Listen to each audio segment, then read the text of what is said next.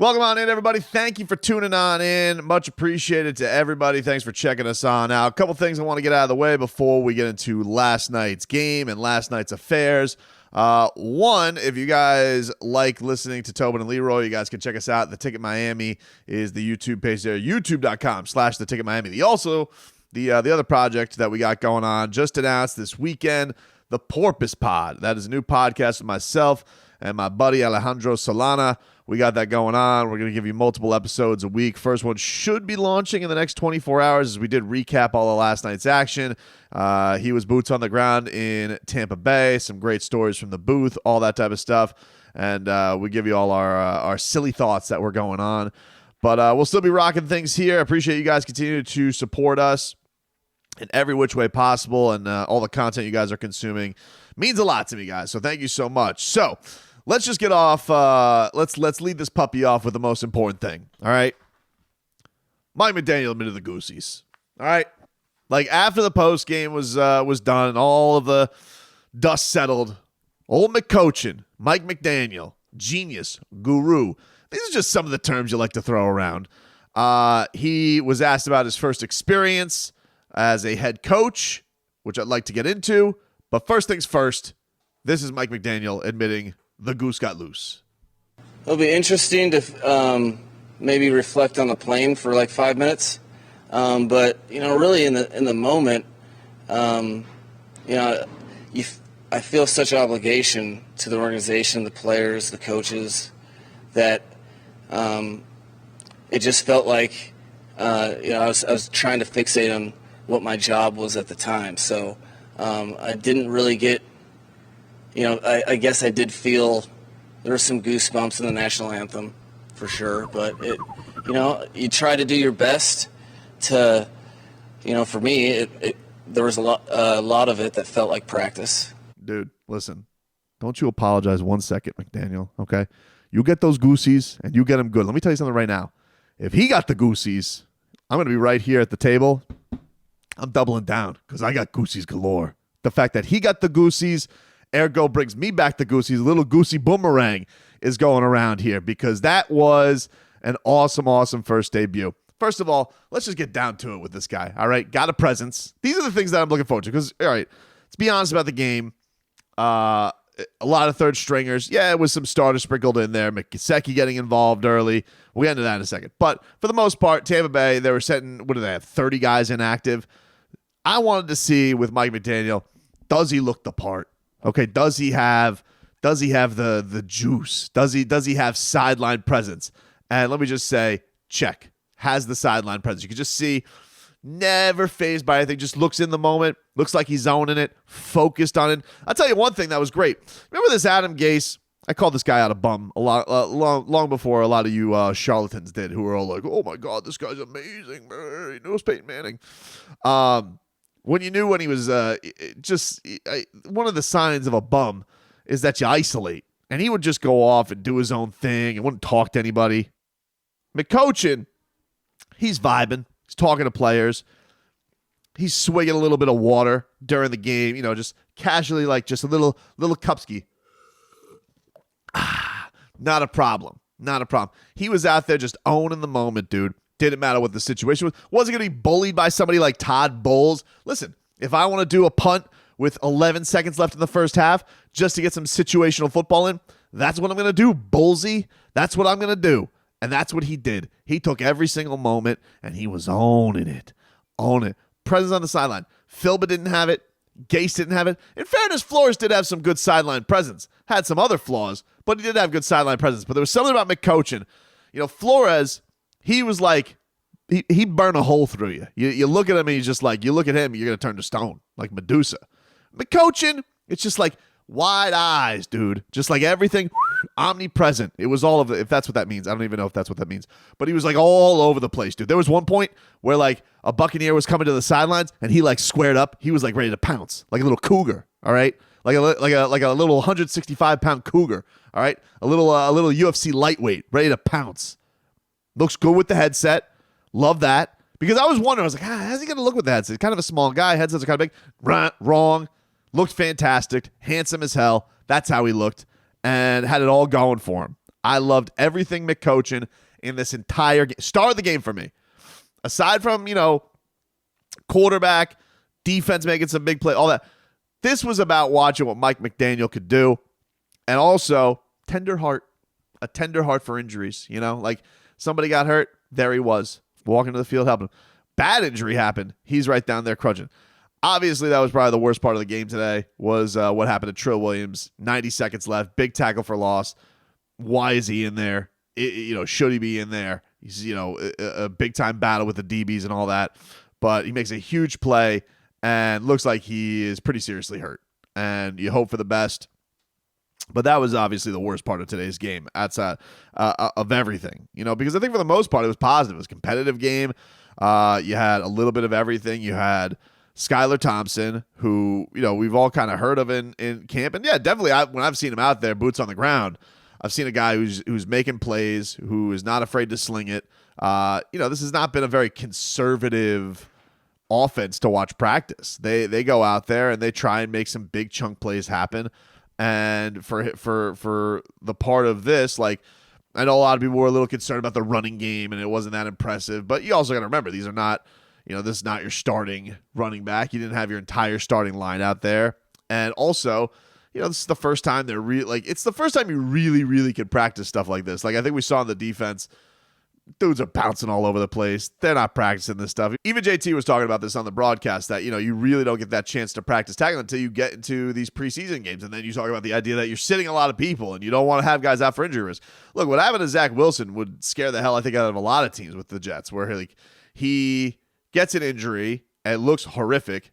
Good that he's only going to be out for a few weeks. You don't want anybody to be out that seriously, but like, that would scare any team to be like, yeah, preseason, we need it.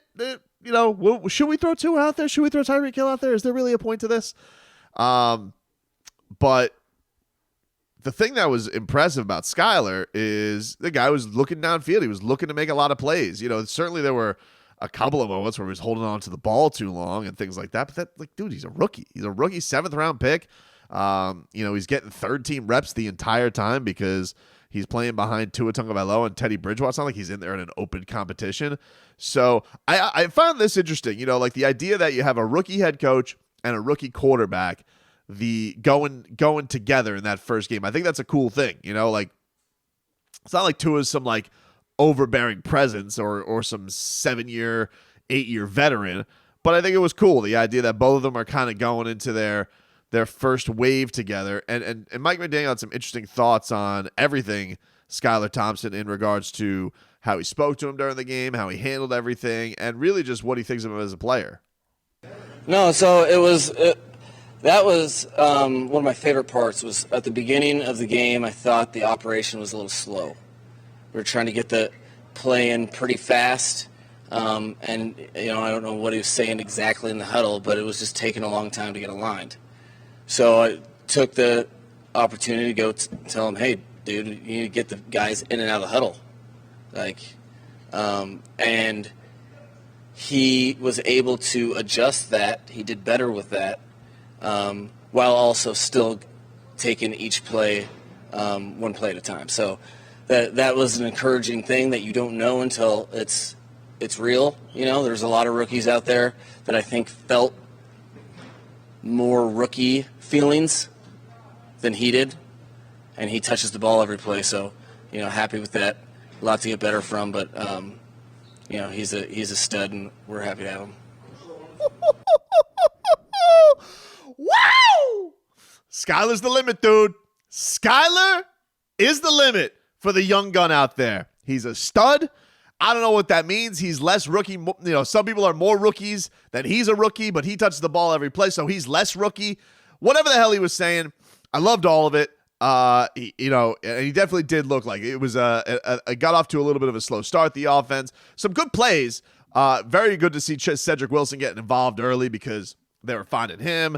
And he's got, Cedric Wilson, nice little offseason acquisition, but it's been completely overshadowed by Tyreek Hill, completely overshadowed by Jalen Watt, completely overshadowed by in camp Azukama, who we didn't really see too much of today. So I don't know if he's saying when you see more rookies are more rookies than him. I don't know if that's a case of They don't know if Ezukama is completely up to speed yet, but we didn't see too much of him in this game. I mean, certainly the receivers between Cedric and Lynn Bowden, who made the most of his opportunity, and I wouldn't say that Preston Williams did, but Lynn Bowden certainly did. Lynn Bowden made shook dude out of his shoes to be wide open for that Skylar Thompson touchdown to him.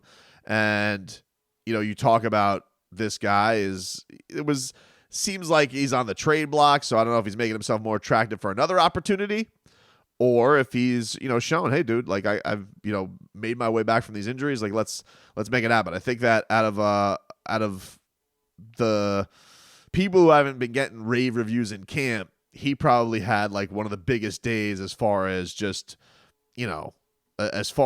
like getting his stock back up, for any kind of competition that's out there for him. So that was really, really cool to hear from Mike McDaniel, and a lot of people I think are really into what Skylar Thompson is bringing to the table. As far as the other, saw Shane Tyndall, on a couple of tackles out there, some nice stuff in open field with him, but nothing that was like whoa overwhelming. I tell you what's crazy is this Sam Aguavin or Sam Aguavin. I don't know where he wants to go with that now. I just send me the memo on this season, and because Steve Goldstein called him like 3 different things, I'm hearing different stuff. I don't know. I just want to get it right, and I'm shook. So Sam, you're the man. You may be the greatest Dolphins preseason player I've ever seen. You're right up there in the lore of Derek Hagan at this point. Returns a fumble for a touchdown, and that goes right there. What did he have, like a 4-sack game last year in the preseason? So the dude is an absolute beast in the preseason. He's kept himself around and on this roster now for 4 years, which is impressive. Like, you think about coming from the Canadian League and everything that he's done, hard not to root for the guy. Listen, not everybody's going to be a Ring of Honor guy, right? But like guys who have been able to keep themselves around and keep a job and an opportunity in the NFL, he's certainly been able to do that.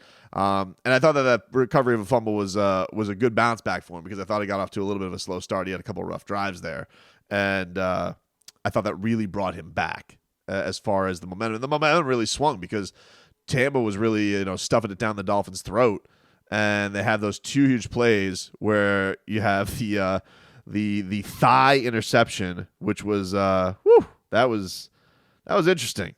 That was an interesting one where it was just like, oh, hello, look what I have found here, right in my legs, and you took that for a huge play, and it was like big momentum swing. And then that Darius Hodge, the forced fumble, was a big one as well. So all in all, really, really entertaining night of preseason. That definitely has to be pointed out. Tanner Connor, he looked really good. I thought that one where he broke the tackle, he has been definitely looking good in camp. And I think that's an interesting one where you think about guys like Hunter Long and what's his role going to be. We know Adam Shaheen got lemon lawed and sent on back, but for an undrafted guy, certainly I think they would love to keep him around. I don't know if he's going to make the roster or if he's going to make the 53, but he certainly continues to pop and has made his presence known. So that's an interesting one to definitely keep out for. I would say you probably come out of this one, the only negatives, like you have the Trill Williams injury is really bad. And, Noah Igbenogany's getting roasty toasty. I don't even know if that affects anybody anymore. That's kind of just is what it is. It feels like that's where we go with the win. But we have forgotten the most important thing here. And the most important thing, bar none, was this, if I may. A little, this looks like a glass, right? Your normal glass.